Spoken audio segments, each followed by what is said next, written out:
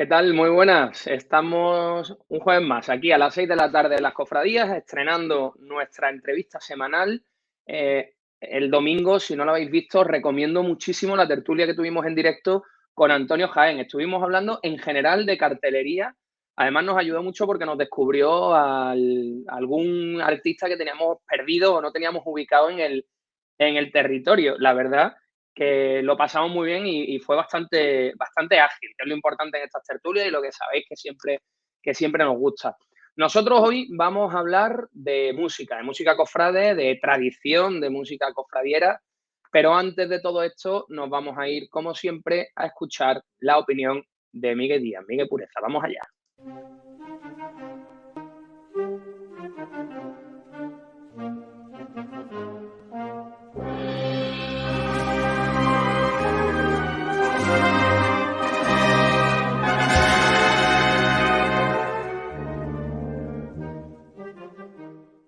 Ey, ¿qué pasa, cofrade? Hoy voy a grabar en el coche. Podía haber grabado en el hospital, pero he dicho no. Voy a grabar en el coche porque nunca voy a grabar el coche. Y la peña se hace vídeo en el coche de todo tipo. Y yo digo, pues voy a probar. Lo mismo de aquí me sale una carrera alternativa para dejar el hospital. Bueno, cosas. Nada, Via Crucis se sigue perfilando el Via Crucis.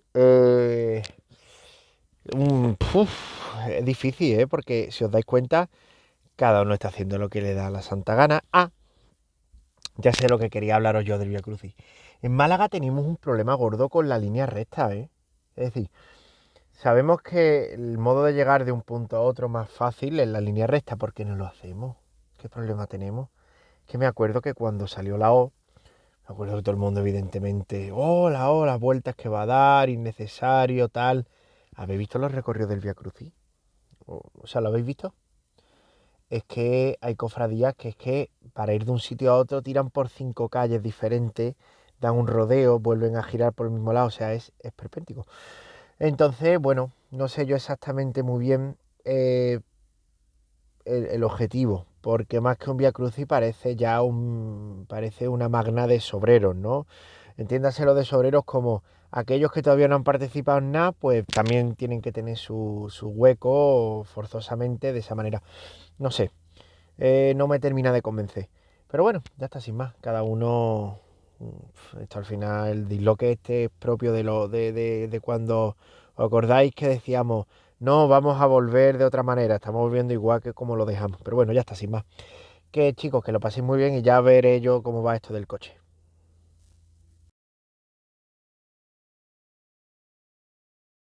Calle Villodres, muy buenas, ¿qué tal?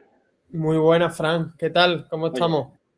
muy bien, tío, aquí preparando cositas que es que se nos echa la cuaresma encima, ¿eh? No, sí, ya estamos a 40, ¿no? A 40 días A de la 40 de los cuaresma. 40. Sí, sí, 40 de los sí. Una 40, vuelta al como se mundo. dice. Una vuelta al mundo nos da tiempo a hacer. Exactamente, exactamente. A ver cómo se presenta, pero nosotros mientras tanto en nuestra línea. Esta vez estoy yo aquí contigo. Sí, aquí eh, estamos rotando. Estamos como los equipos grandes, haciendo rotaciones entre todos. como haría el ingeniero Pellegrini. Rotaciones, que al final salen bien. Oye, el domingo no te tuvimos, pero te tengo que hacer una pregunta. ¿Tú conocías a Miguel Ángel Segura? No, no lo Al de conocía. los... ¡Qué barbaridad! Entre el Me taco, o gustó. sea, entre el calendario, el de los Beatles, el prendimiento suspendido, eso a mí El del me flipó. emprendimiento me encantó, sobre todo la tipografía me gustó muchísimo, el contraste Mm. ese con el rojo y además un cartel para un bar, ¿sabes? Que una Claro, es apuesta que realmente todos los que hablamos eran de tabancos, eran de bares, exactamente, de Jerez. exactamente. O sea, ¿qué apuesta no puede hacer ese hombre si se le da la oportunidad, ¿no? De hacer algo para Semana Santa o para alguna Pues hermandad o lo eso que es sea? una de las cosas que estuvimos hablando, que a lo mejor le llega un encargo de una Semana Santa y dice, bueno, ahora tengo que darle al público lo que se espera de él. Claro, bueno, Y a lo mejor es se verdad, traiciona, pero bueno, es verdad. vamos a darle, vamos a darle el beneficio de la duda. Bueno, Calle, hoy tenemos con nosotros a una persona que nos puede hablar mucho de música cofrade malagueña. Exactamente. Bueno, para más, bueno, cuando hablamos, ya lo he desvelado un poco, pero esta persona, No pasa nada ya. cuando hablamos, es que se me escapa, le tengo muchísimo cariño, tengo mucha relación con ella, con su familia y también la tengo como un referente de la música cofrade, como tú has dicho, y como confrade en sí, ¿no? Son de estas personas que conocerlas o hablar un rato con ellas, pues marca, ¿no? Y que todos tenemos en el imaginario cofrade colectivo, ¿no? Como este hilo que hizo José Luis Pérez Cerón, ¿te acuerdas de personajes de la Sí. Semana Santa y la Navidad? Pues yo creo que Paloma es uno de ellas. Ya que le he repetido su nombre, ya vas a saber quién es, pero presentarla a tu, Frank. Ya Yo creo que la presentamos. Bueno, tenemos con nosotros a Paloma Artola, el apellido que lo dice todo y seguidora de una tradición. Y sobre todo, Paloma, muy buena, gracias por estar con nosotros. Afianza tu presencia en muchos medios de comunicación durante estos años y en general en el mundo cofrade, ha ayudado a afianzar una figura que por momentos podíamos haber perdido. Hola, muy buenas tardes, Calle y Fran, ¿qué tal? Encantada de estar aquí un ratito con vosotros. Pues sí, Nada. como tú bien comentabas, es cierto que desde hace unos años pues, he tenido más contacto con los medios de comunicación y eso pues me ha permitido no solo reivindicar la figura del abuelo, sino también pues reivindicar la música propia nuestra y la música profesional malagueña, no solo de mi abuelo, sino de otros autores no jóvenes, ¿no? Que se están haciendo un hueco en el patrimonio musical. Luego en la segunda parte hablaremos precisamente de esto porque creo que uno de esos artistas jóvenes con los que tú has querido, a los que has querido apoyar y demás, bueno, pues estrenó hace unos añitos la marcha de la Virgen de tu colegio, del Buen Camino, ¿no? Bueno, sí, es verdad. Fran Criado, al que le tengo muchísimo cariño, porque creo que aparte de ser un gran compositor, es mucho mejor persona. Y creo que eso hace mucho y también se plasma a la hora de escribir. Calla, apúntate que a Fran lo tenemos que traer un día, que cuando estábamos Jaime y sí. yo en 7 Televisión le hicimos una entrevista ya en el principio del confinamiento, él estaba en su patio, en su casa y nos quedó un programa súper chulo porque hicimos una entrevista de música, pero tirando de la parte teórica. La verdad que estuvo Fran es de muy, estas muy chulo. personas que podría estar ahora y ahora hablando de él, porque además es una persona que además de ser un intelectual de la música, o sea, yo lo he visto persona con más facilidad para hablar de eso, de teoría de la música y extrapolarlo y hacerlo con un lenguaje muy sencillo y claro, que también es lo que ve muchas veces a Paloma con la música cofrade, pues esta persona es pues, de una inteligencia brutal y sí es verdad que podremos contar algún día con él y nos ha encantado. ¿Vale? De hecho, tomo ahí lo que tú decías, lo importante en esta labor que hace Fran por la didáctica de la música y me lo llevo a nuestro protagonista de hoy, que es Perfecto Artola. Don Perfecto Artola lo que hizo fue crear una escuela de música en Málaga como no existía. Totalmente. O sea, hizo música para que los chavales de la banda de Miraflores y Gibraljaire pudieran entrar, pudieran conocer y pudieran crear la cantera que hoy nos ha inundado en la Semana Santa y en general en todos los ámbitos de una cantidad de músicos de calidad importantísima. Paloma, qué importante fue ese momento, espacio, tiempo, todo en el que aparece Don Perfecto Artola Prat aquí en Málaga. Si no me equivoco, en torno a los años 30 fue cuando llega a Málaga como miembro de la banda municipal, ¿no? Sí, así es. En el año 1931 el abuelo viene a ocupar el puesto, a ocupar la plaza de clarinete principal en la banda municipal de Málaga. Entonces el director Palanca era muy amigo del abuelo. El abuelo se había formado en Barcelona, en el regimiento número 73 de tierra, ¿no? Ingresó en el ejército para hacerse músico y allí pues conoció al hermano de Palanca, que era el director de una banda muy conocida allí en la zona del Levante, la banda la banda de la Lidia, yo creo que os suena, ¿no? Sí, sí. Y entonces a través de él fue como tiene contacto con Málaga y se viene a Málaga para ocupar la plaza de clarinete en la banda municipal y ya se queda aquí, se queda enamorado de esta tierra y ya echa aquí raíces y aquí estamos. Hay una cosa muy importante que tiene que ver con la tradición levantina de la música, que yo creo que es lo que a él le hace decir, bueno, estamos en el Mediterráneo, esta ciudad es propicia para hacer exactamente o para generar el mismo caldo de cultivo que hay en la zona de Valencia, donde las bandas de música son parte de la cultura popular. Bueno, pues yo creo que, no lo sé, eso es lo que le despierta a él y decir, oye, aquí hay gente joven, aquí hay posibilidades y la música, además, hace mucho por una ciudad y por una cultura. Lo has explicado estupendamente, Fran. Así es lo que él ve cuando llega aquí. Él tiene una visión que podríamos decir esa frase que está tan de moda, ¿no? Como adelantado a su tiempo, ¿no? Pues aquí era adelantado a su tiempo en el sentido en que él venía de una tierra de bandas, de una provincia donde hay muchísimas bandas, cualquier pueblo, el más mínimo pueblo que te puedas imaginar de la zona del Maestrazgo, que es completamente de donde es él, del interior de Castellón, sí, pegando casi a Teruel, toda aquella serranía, tienen rondallas muchísimas y luego bandas. Y luego esas bandas a su vez acuden desde hace muchísimos años a distintos certámenes. Es una tradición. Es clave, claro. Entonces, claro, todo eso es lo que él mama y todo eso es lo que él ve. Él al trasladarse a Barcelona con tan solo 16 años, 17, imagínate, era una esponja. Ingresa en el ejército, pero la relación que tiene con el ejército la compagina con otras bandas. Y con bandas grandes que, bueno, pues el Empastre, bandas grandiosas con las que acude a certámenes y luego está en Barcelona, que en esos años Barcelona es la cuna de la música. Tú piensas que estamos hablando de los años 20. Lo he dicho claro.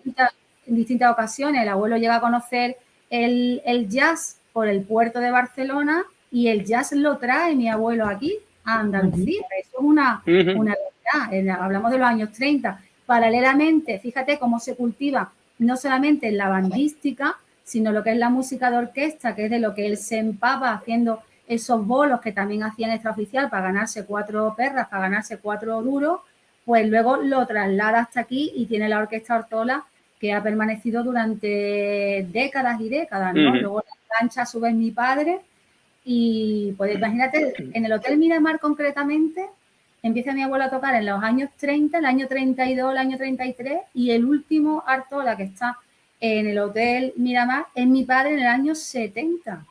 Claro. Del año 30 al año 70, o sea, durante 40 años han estado la Orquesta Artola de manera interrumpida tocando en el Hotel Miramar. Eso es historia de nuestra ciudad, historia de la música de nuestra ciudad y que muchos desconocen y aparte de que desconocen, no está quizás puesta en el valor que debería de estar, ¿no? Pero no me quiero ir a ese hilo. Si me voy al hilo de las bandas de música, que es el que él nos ocupa, esa es la realidad que tú estás contando, ¿no? Esa impronta de bandística es la que él mama, es la que él tiene y además tiene una facilidad y una naturalidad que era sobrenatural. Entonces esa sobrenaturalidad es la que termina de formar junto a la banda municipal y empieza a ver chiquillos. Y gracias al Colegio de la Ave María, al fruto de esa gran labor que hizo el padre Corchón, donde hay muchísimos niños de distintos barrios, de la Trinidad, del Perchel y de toda esa zona. Recordemos que estaba en el pasillo de Natera, esa banda, justo enfrente de la avenida de Fátima. Pues ahí se crea una escuela de música y de ahí es verdaderamente de donde salen los músicos de nuestra ciudad.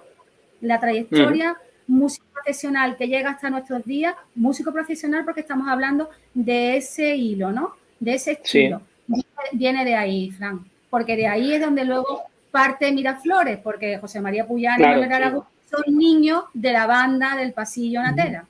Claro, sí, Miraflores del 75, con lo cual, claro, estamos...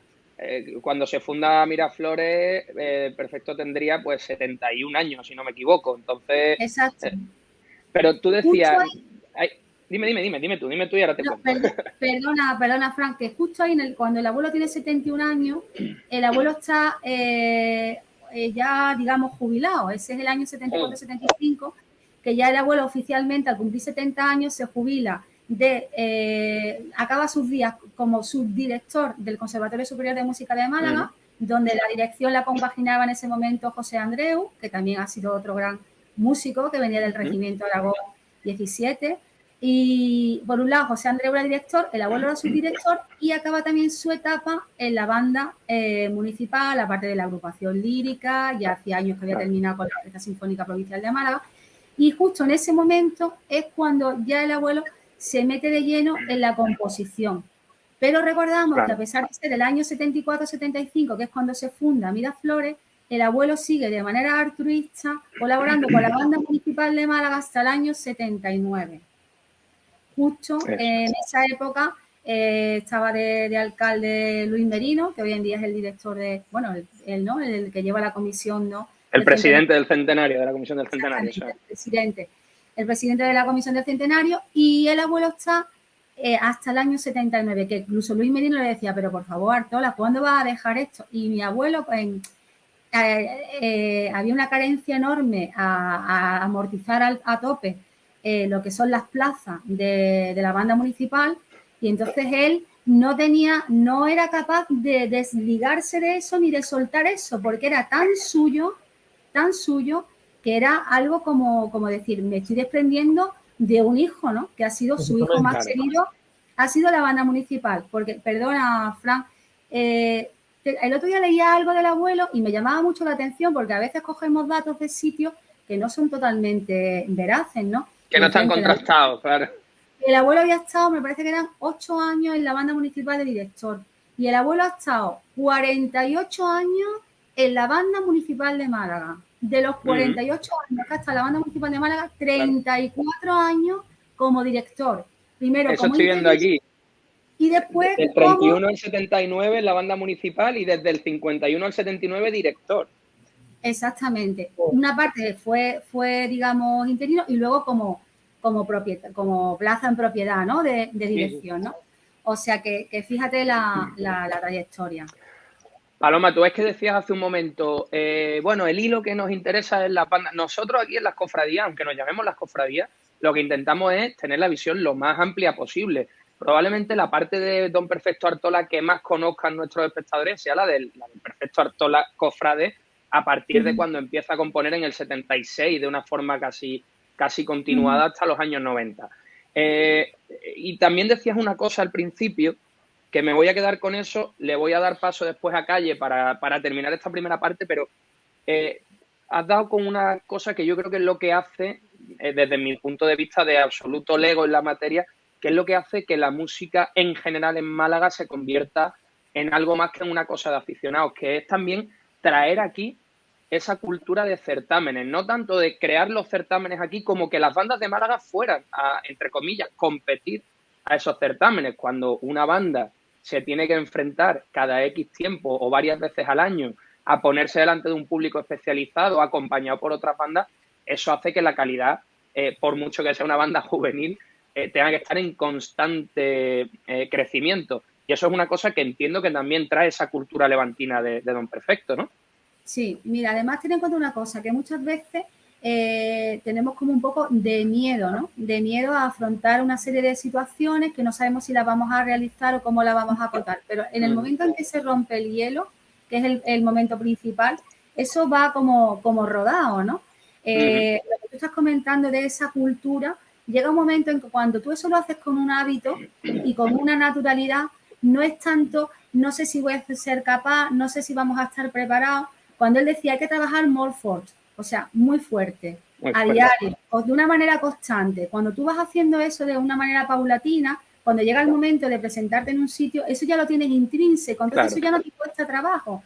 Es como nuestra cultura del chaval que nace y crece viendo un trono, viendo cómo se mece y viendo cómo se hace. Seguro que el que tiene 14, 15, 16 años se mete en un trono y sabe perfectamente a lo que va y cómo lo tiene que hacer, porque lo tenemos intrínseco. Pues la música ha sido igual. Y nosotros ya esa cultura la vamos teniendo. Digamos que las generaciones de las bandas que hay ahora, las bandas tanto asociaciones culturales como las bandas de cofradía, pues esos niños que tienen ahora 10, 12 años tienen una naturalidad que entonces ellos no la tenían. Y esa cultura la trajo él aquí. Tú piensas que la banda del Pasillo de Natera, que tuvo distintos nombres, la banda del Frente Juventudes, la banda de la de María, al final eran los mismos niños, eran más de los mismos. Esos niños en el año 51, 52 se hace un balance porque esta banda se crea en el año 39, 40, 41, empiezan los primeros, digamos, connotaciones de esta banda, y en un balance que se hace a finales de los años 50, el balance dice que esta banda, hablamos de los finales de los años 50, que estamos a años luz, aunque en el tiempo la distancia sea muy corta, que no es tanto tiempo. Hacían 300 conciertos anuales Qué barbaridad. anuales en toda la península y Portugal. Una banda de 160 niños. Y eso hoy en día las bandas no lo hacen. Estamos hablando de los años 60. ¿Quién va a dar 300 conciertos anuales entre España y Portugal? Que estaban todo el año moviéndose constantemente con las vías de comunicación que había. Que había entonces, claro. De esos trenes agolpados de niños en Salamanca, al País Vasco, que iban muchísimo. Tremendo.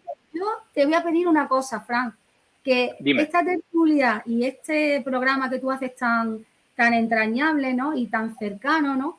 Que un día invites a esos niños de Natera, que todavía hay niños de Natera. Pues yo creo que Manuel Aragú, Paco Vallejo, todos esos son niños de Natera. Paco Vallejo es el actual director de la banda municipal, ¿no? Actualmente es Paco Aro. Eso, vale. Paco Vallejo que fue director de la banda de música de La Esperanza, claro. Claro, Paco Vallejo junto con una hija de Manuel Aragú fueron, digamos, los impulsores, y con Paco Aro, el director actual, de la banda municipal de Málaga, que fue mucho tiempo director de la banda de Almojía, de Los Moraos. Sí. Que a su vez ellos vienen de Miraflores, fueron los fundadores de la banda de La Esperanza. O sea, tú fíjate que estamos tirando del hilo y tirando del hilo. Esto es como te pones a pensar en el esquema del desarrollo de los lenguajes. Todo viene del latín, los romances, tal.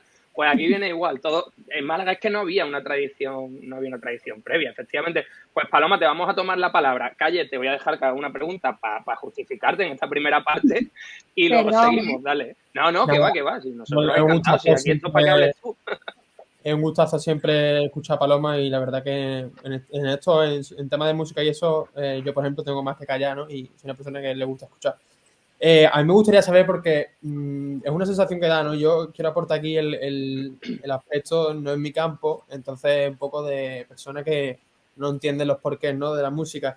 A mí me gustaría preguntarle a Paloma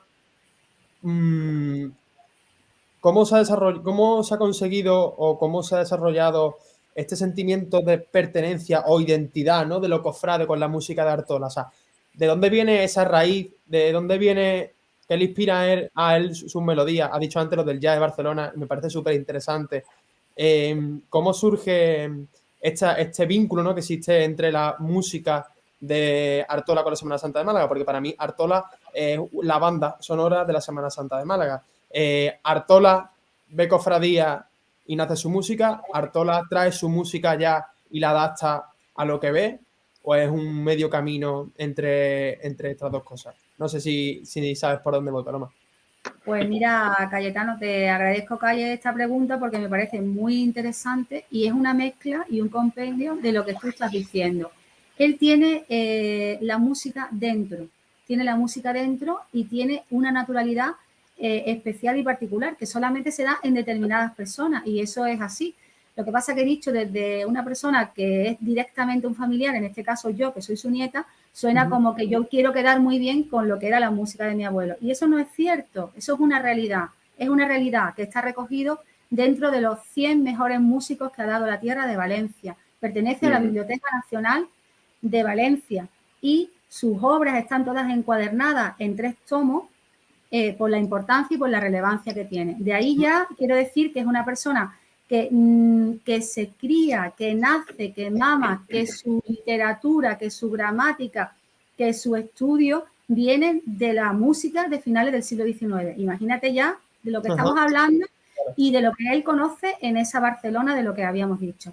Partiendo de ahí, cuando él llega aquí, él se enamora de esta ciudad, pero él llega como componente de la banda municipal. Entonces él, con la banda municipal, empieza con esos acompañamientos musicales, sobre todo a la procesión oficial de la Semana Santa, al Santo Sepulcro y también a estudiantes. Eran 2 de las cofradías con las que participaba asiduamente la banda municipal de Málaga. Y empieza él con las bandas juveniles. Entonces él va acompañando en distintas ocasiones con las distintas bandas a las imágenes procesionales. Y se queda con el malagueñismo, se queda con su uso y se queda con su costumbre. Eso es importantísimo porque lo que entiendes es el carácter intrínseco de un entorno y de un terreno y de un territorio. Entonces él se codea, está con la gente de aquí, con otros compañeros, con poetas, con dramaturgos, Claro. con saeteros. Entonces eso él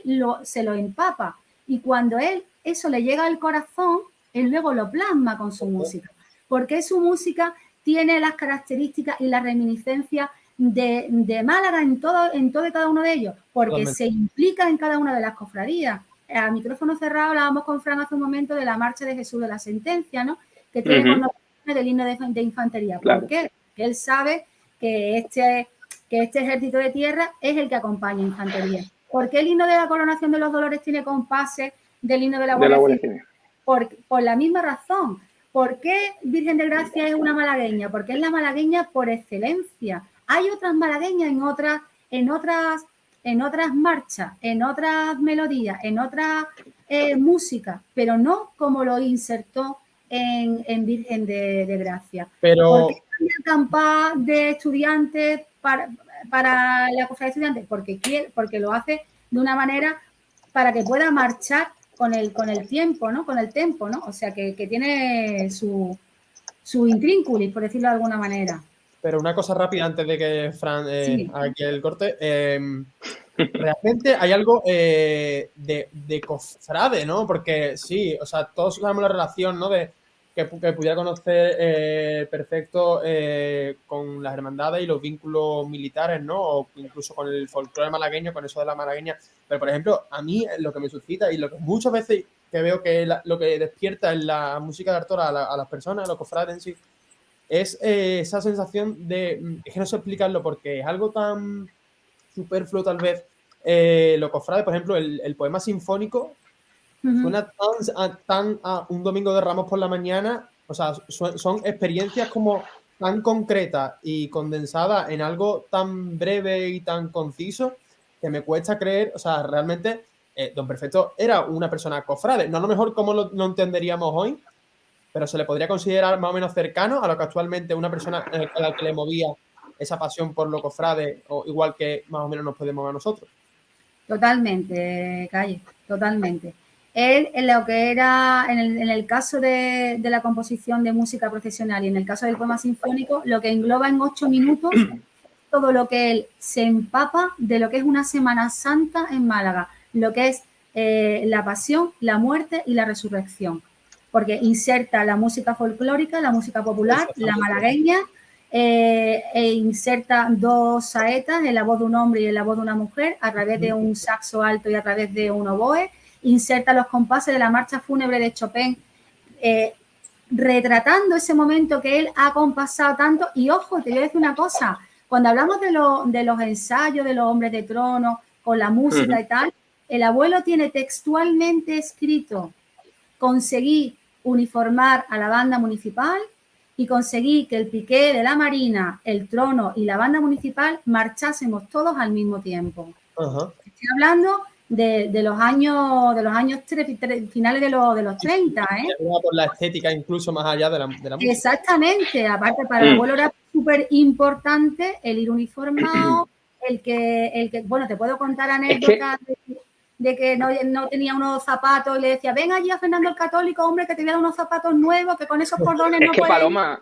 hablamos solo de la parte musical, pero claro, estamos hablando de una revolución estética que luego además se ve continuada por estas hermandades nuevas, que todavía seguimos llamando nuevas, de los años 80, que viene todo por esto. O sea, mira, en mi hermandad se recuerda cuando detrás del Cristo se tocaba el himno de la alegría o se iba cantando el Plátano Balún 2-3, que eso es algo muy, muy habitual en los años 60, 70 en Málaga, y de repente llega la música profesional de la mano de don Perfecto Artola y cambia todo. Mira, mi abuelo era una persona muy afable y de llegar mucho muy del tú a tú, pero siempre tenía ese porte valenciano, ¿no? Ese porte castellonense y además del interior, del maestrazgo, ¿no? Un hombre regio, serio, pero responsable, exigente. Así era mi abuelo. Y esa impronta, Fran y Calle, eso lo ha llevado mi abuelo a la banda municipal. Ese sello de la inmovilidad, de la perfección, de estar en tu sitio, de no moverte, de no salirte de la fila, de la postura, de no estar tirado, de no estar así, de no estar fumando. Eso mi abuelo lo llevaba a rajatabla. Y esa escuela es la que ha tenido Puyana. Y Puyana lo ha trasladado a Miraflores. Y Miraflores ha tenido ese sello. Y ese sello luego lo han trasladado a todos los que han ido saliendo de otras bandas. Y recordemos que desde Mejorando lo Presente, y no lo digo ni mucho menos desprestigiando el sonido ni nada, estamos hablando de la estética, aquí han venido bandas de música que a lo mejor han tocado como los propios Ángeles, pero en cuanto a formación y en cuanto a saber estar en la calle, Paloma, no han tenido el respeto que tienen las bandas de aquí. Y eso va por bandera. Se sigue viendo. El otro día veía vídeos de en otra Semana Santa, por ejemplo, el otro día estaba viendo un vídeo de la Semana Santa de Sevilla donde iba una de las bandas punteras y efectivamente ocurría eso. Veía gente con gafas de sol, que es muy complicado ver en una banda de Málaga, o la percusión masticando chicles, o alguien justo al lado de la banda fumando. Y eso es una cosa que en las bandas locales, que quizás por lo que tú estás explicando tiene mucho sentido que venga de esa parte didáctica de lo que conlleva la cultura musical, no ya el sonido, que parte de ahí. Y luego hay otra cuestión, si te parece, y ya enlazamos con ese 30 aniversario, que en Málaga la figura de Artola no solamente ha cambiado la forma de entender la Semana Santa, es que a cualquier taurino le ha cambiado la forma de ver los toros. Siempre se habla de Tejera y Sevilla, porque Tejera y la maestranza pues son tradición, tal. Pero es que en Málaga llevamos casi 40 y tantos años, ¿sí? Con la banda de Miraflores en los toros. En el peor momento de la Plaza de Toros de Málaga había gente que iba solamente por escuchar a Miraflores. Entonces, eso también tiene mucho que ver, no ya por el mundo taurino, etcétera, sino por lo que supone todo ese legado en la música popular de Málaga y en la cultura popular de Málaga.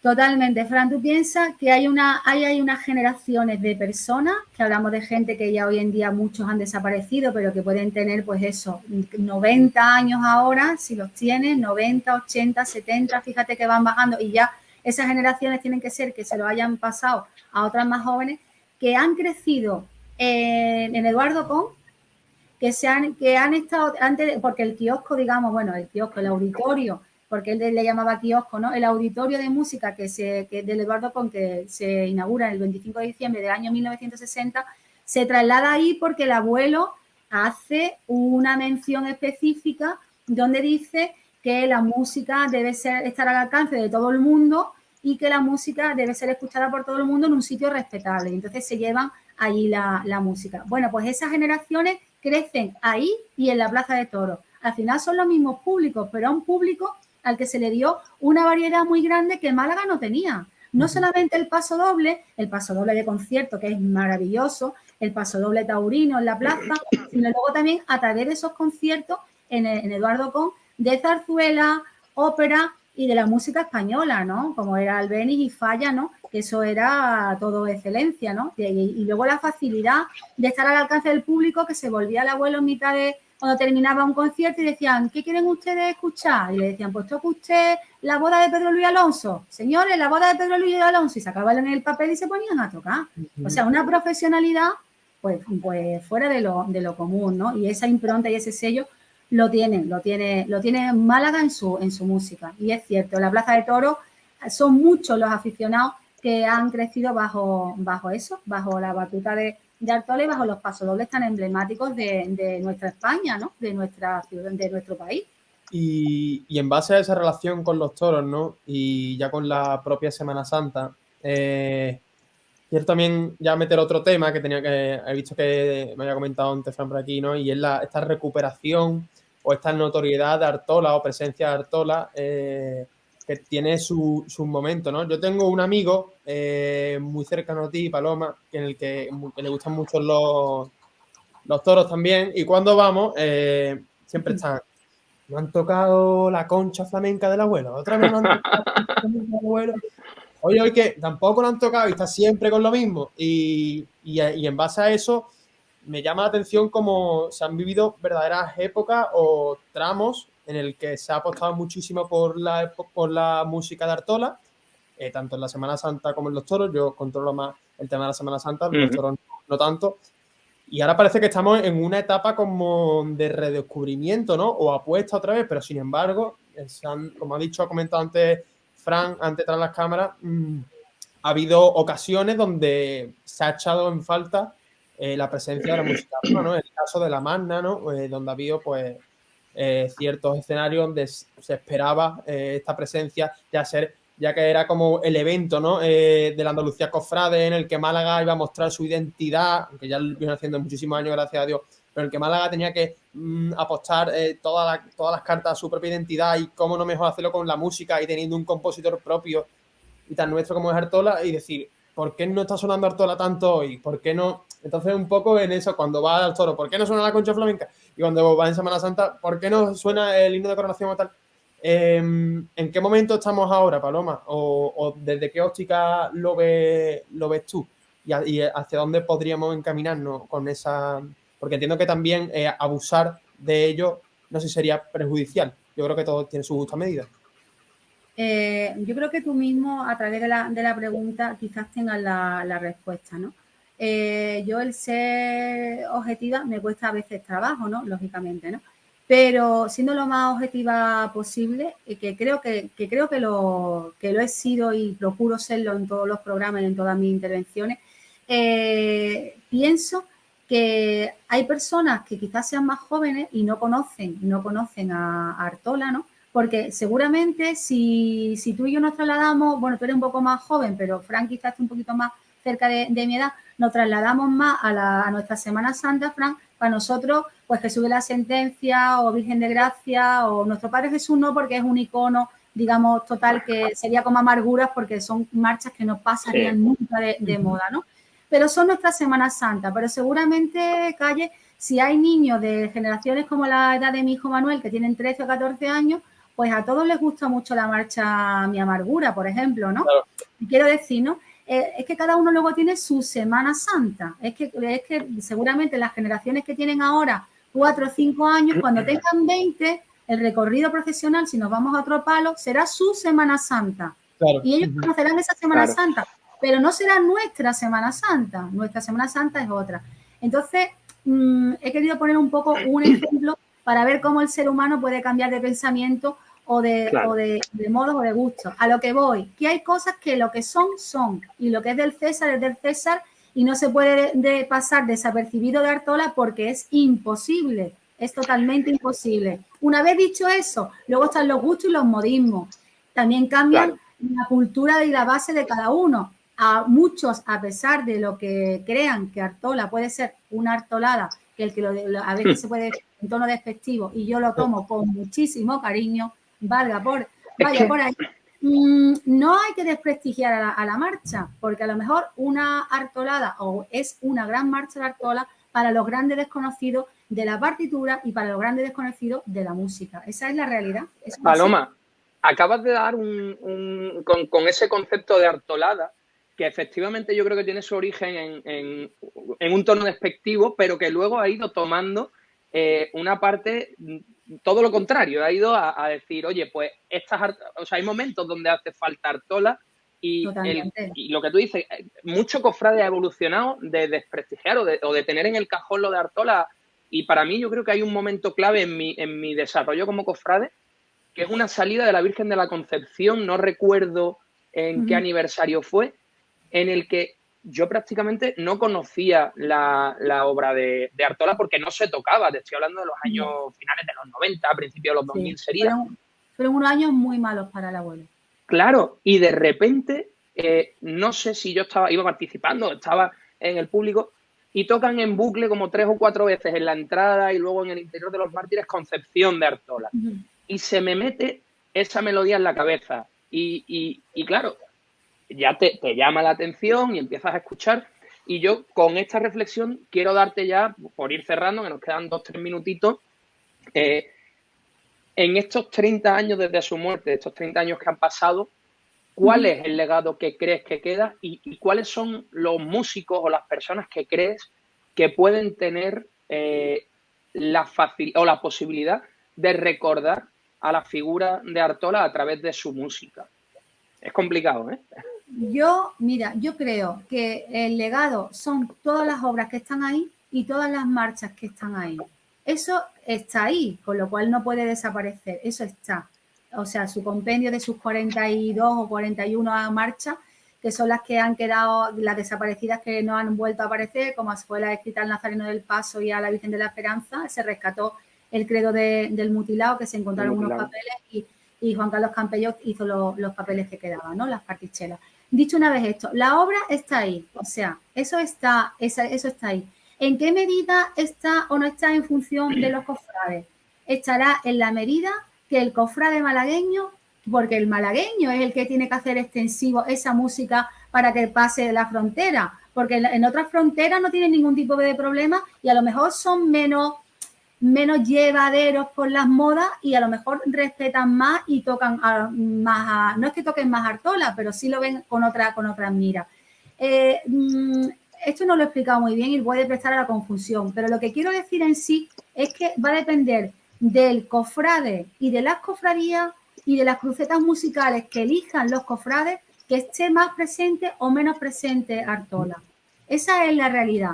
Digamos que hoy en día, cuando Artola hace la música, cuando mi abuelo compone para los titulares malagueños y para digamos, para las hermandades de Málaga, nuestra forma de profesionar era de otra manera, sobre todo en cuanto al movimiento. Hay tronos que no han llegado no han podido coger este paso o este ritmo o esta manera de caminar por el volumen de nuestros tronos y nuestra grandiosidad. ¿Ha cambiado nuestra forma de profesionar? ¿O tú no lo ves, Frank? Totalmente. Totalmente. Entonces, ¿qué pasa? Que la música de Artola no es tan pegadiza en ese sentido para poder acompasar o acompañar en algunos momentos, en algunas ocasiones. Entonces, eso también le ha hecho, digamos, ha ido como en detrimento a que se utilice su música. Y luego el cofrade, ¿qué es lo que hace? Pues que le gusta mucho lo que escucha de fuera y eso se lo trae aquí. Eso ha pasado siempre. Ha pasado siempre. ¿Y qué es lo que se inserta? Pues la música profesional, que es de otros lugares, que nos gusta más. Y entonces, además, son muy respetables. Cada cofradía es soberana y puede incluir lo que quiera en su repertorio. Pero eso hace que muchas veces, ay, no, que esto es de Artola, ¿no? Y son melodías que son preciosas y, de hecho, tú mismo lo estás comentando. Hay momentos claves en los que se recupera esa marcha y es una grandiosidad. ¿De dónde tiene que venir ese momento? Tiene que venir de la cofradía y de las personas que preparan la música. ¿Por qué Estrella del Perchel es una marcha tan conocida de Miguel Pérez? Porque la cofradía de la humillación y de la estrella se han encargado de que Estrella del Perchel haya estado siempre ahí. ¿Por qué el himno de coronación suena tanto? Porque la cofradía de la Esperanza ha tocado mucho el himno de coronación. El himno de coronación de la coronación de los Dolores igual y como otras muchas. ¿Por qué grandes marchas? Uno no concibe a la Virgen de los Dolores saliendo sin coronación o la Virgen de la Esperanza saliendo sin el himno de coronación. Y eso es efectivamente porque la hermandad ha tenido claro ese hito. Yo recuerdo cuando la Virgen de la Victoria salía con coronación de la Macarena, que, hombre, tiene una marcha, no tenía mucha marcha, pero, macho, tiene una marcha de Málaga a su Virgen de la Victoria de Ginés Sánchez que es propicia para esa salida. Calle, dale y terminamos. También tener personalidad, y eso es lo que realmente hace importante y hace interesante esto, ¿no? Porque la hermandad puede apostar por lo que sea, pero si ahora viene aquí en las cofradías y en el mundo en general nos movemos por las modas y ahora llega una época en la que ya se considera, como he dicho antes, artoladas, todos conocemos hermandades que tal, y ahora venga la década no sé qué, pues ahora voy a salir con X marcha, lo que sea, pero hay que tener una personalidad cofrade y identitaria y saber y respetar que ese sentimiento de pertenencia musical establecido con Artola quede ahí y perdure durante todas las generaciones que vayan pasando por las hermandades. Y yo creo que eso es lo importante y es lo que se debería trabajar. Y gracias a Dios hay muchas que lo tenemos y se consigue gracias a ellos, hasta creo que pico pala con eso. Depende de nosotros mismos el que en un concierto determinado que haga la cofradía tal, siempre se cierre el concierto de tal con la marcha propia de la cofradía. Y eso es un hito, y eso se convierte en un hito. La banda del Carmen de Saltera, el abuelo le escribió la marcha Virgen del Carmen de Saltera y para ellos es todo un icono. Ellos se ponen de pie en cualquier acto que haga, lo cierran con ellos. Cualquier persona que desgraciadamente haya fallecido es lo último que se le toca y la han convertido en un hito la Marcha Virgen del Carmen de Saltera. Entonces va a depender mucho de la formación musical, que además pertenece a la cofradía, cómo quiere agarrar y cómo quiere abrazar ese emblema musical, que al final es un enser tan preciado, tan preciado, tan preciado y tan respetable, como si vemos, por ejemplo, un estandarte de una pintura de Rebello de Toro, que nada más que la vemos en la calle una vez al año, ¿no? Si cae en suerte, que no llueva, etc., etc., etc., y vemos eso y hay que hacer, bueno, pues eso es un gran honor que está viendo en la calle. Pues con la música pasa exactamente igual. Cuando se toca esta pieza que es propia para este titular por una persona que no era malagueña, pero que se hace malagueña de corazón, porque se implica con la ciudad y ha dejado tanto para Málaga, es una señal de respeto y de identidad. Ahí está el ser humano y el malagueño que quiera realmente identificarse con lo que es suyo o no. Eso es una cosa particular y personal. Pero fíjate qué cosa más importante has dicho tú, Fran, de Ginés Sánchez con Málaga, su Virgen de la Victoria, que fue la Cofradía de la Aspiración, la Banda de la Aspiración, la que acompañaba todos los años de manera voluntaria a la Virgen de la Victoria, y cómo, cómo Juan Jurado se trajo a Ginés Sánchez a Málaga y cómo él hizo que dejase ese patrimonio que ya empezó a ser distinto de la música a la que estábamos acostumbrados, paralela a la música del abuelo, porque el abuelo fallece en los años 92 y es cuando aparecen esas primeras bandas de cofradía, tanto la Esperanza como la Aspiración, y la Aspiración trae a Ginés Sánchez y hizo ahí una maravilla de marcha, que fíjate que la patrona no tenía una marcha propia, ¿eh? Efectivamente. O sea que son cosas muy significativas. Paloma, vamos a dejarlo aquí ya. Llevamos 45 minutos, se me ha pasado volado. Totalmente. Gracias. Te agradezco muchísimo el rato y sobre todo, pues eso, que nos hayas dado un poquito de luz a esos inicios de la música, iba a decir música profesional, pero en realidad la música popular en Málaga, a través de esa llegada de don Perfecto Artola Prats aquí a Málaga, ese puntito que, por lo que he visto en la cara de calle, y en mi caso desconocíamos, de que era una de las personas, o la persona que trajo el jazz a Málaga, jazz que además todavía sigue presente con ese festival de jazz del que disfrutamos anualmente. Y bueno, nada más, Paloma, oye, 1.000.000 de gracias de verdad, porque a mí me ha encantado este ratito y te vamos a tomar la palabra ahora cuando empiece la cuaresma para ir espaciando un poquito el tema musical y vamos a ver si podemos hablar con Paco Vallejo, etcétera, y hablar de esa banda del Pasillo de Natera, que sería ahora fantástico. Nos tenemos que poner a estudiar un poquito. Bueno, eso es muy fácil, ellos te lo van a poner muy fácil. Gracias a vosotros siempre, ¿eh? Muchas gracias, Paloma. Pues un placer. Gracias. Paloma, muchas gracias. Adiós. Y bueno, aprovecho directamente, me despido ya con ellos en pantalla, os vamos a dejar con la columna de Jorge Bueno y después ya nos vamos directamente. Nos vamos hoy jueves, nos vemos el domingo a las 10 de la noche con nuestra tertulia en directo. Así que hasta el domingo. Adiós. Chao. Hasta luego, gracias.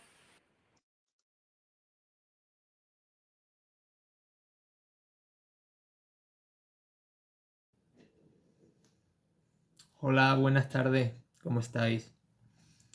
¿Qué tal? ¿Os habéis preinscrito ya? ¿Estaban para el Vía Crucis? ¿O también están algunas ya también para cara a la procesión de Semana Santa? Digamos que estamos en el camino de la normalidad. La Esperanza, como siempre, fue la primera, que ya cerró su plazo hace tiempo. Ya hay cofradías que están repartiendo túnicas. Parece que la cosilla va para adelante. Se conocen noticias positivas y muy buenas, como los bordados de los estandartes del sepulcro. Da mucha alegría ver que el mutilado, que el Cristo de la Clemencia saldrá el sábado de Pasión y están tallando. Otra alegría muy grande, por ejemplo, es recibir el boletín en tu buzón, eso que se ha ido perdiendo y que algunas cofradías mantienen, y que yo animo a que se planteen todas el poder recuperarlo, al menos para quien lo desee, o para menos que costen los archivos, porque la cosa cambia. Las sillas y tribunas parece que se están cobrando, que la gente tiene ya su silla. Desconocemos lo que va a pasar con los itinerarios. Los horarios parece que están casi todos firmados dentro de una normalidad que ya no nos acordamos de hace 2 o 3 años. Todo sigue para adelante, todo sigue tanto para adelante, como que no falta ni cosa tan extraña como que se anuncie pues que se va a hacer la donación de la potencia central. la cara de extrañeza, los dos nos quedamos un poco... Creo que las cofradías deben coger y saber lo que hacen todos sus miembros. No vale que cada esto sea un reino de taifa y cada un grupo de hombres de tronos, de juventud o camarera o lo que sea funcione de manera independiente. Creo que todos somos responsables de la cofradía. Hasta luego.